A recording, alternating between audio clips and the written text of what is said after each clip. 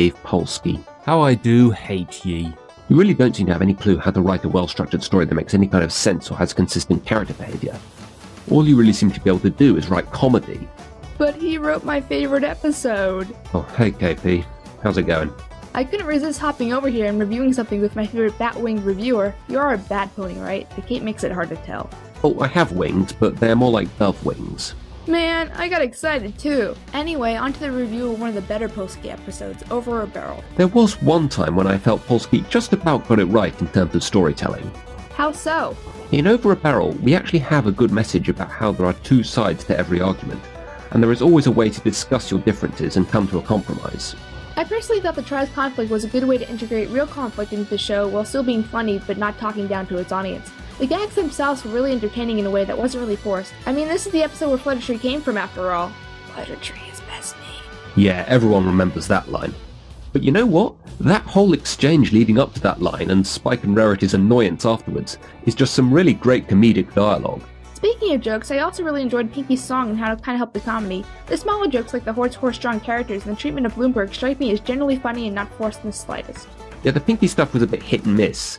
The way she actually likes the mushy stuff the Buffaloes gave them works pretty well. But then there are other things like the song which were pretty cringeworthy. This is my least favourite song in the whole show, by the way. The other gags like Brayburn's one-liners were a bit desperate. Also, there is something about giving a tree somewhere to sleep that seems a bit off, but Saddy Waddy made me giggle. That should be a much bigger meme in the fandom. So I guess we're in agreement that the jokes were good for the most part. Now the plot on the other hand. I really enjoyed it, despite the childish shoots and the Avatar-like story being kind of done to death. The clever additions that were made in the midst of this, like the pie fighting and the train chase, were clever additions to an otherwise mundane story. Yeah, there are certainly some great action sequences in this episode, with the train chase scene and the shootout at the end, though the idea Thunderhooves might have been killed by a pie seemed a bit odd. As you say, the plot has been done a lot before, but I think it's done fairly well.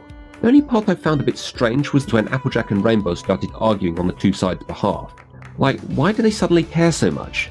In the scene right before this, Rainbow was saying she didn't trust them. Well, I guess someone needed to draw the conflict. Maybe? It's a guess. It probably would have made more sense if Brayburn and Little Strongheart were the ones doing the arguing, but I guess we needed to have those dang analogies about the kids being able to solve the conflict better than the adults. But I still think it does a good job explaining both sides of this conflict, and how they both make good arguments. Plus, the world building was a nice touch. Buffaloes? Awesome. Overall, the story on the whole does hold up well, and there are a lot of small things in this episode that I enjoy, like the reference to the 1986 movie. It's also a nice change of pace to see an episode take place entirely outside of Ponyville. For an episode that, at the base, is a tired idea, Polsky did a great job fleshing out the story with his use of humor and pacing, which ended up making the episode overall enjoyable, light, and fun to watch. I, for one, didn't mind it, and the episode is not as terrible as later Polsky attempts. Cough, cough, Spike, at your service, cough. So, I'm Buck? And now I want to be a tree. Seems like the easy life, no? No school, no work, no problems. And I think that's KP is best tree. it. See you next time.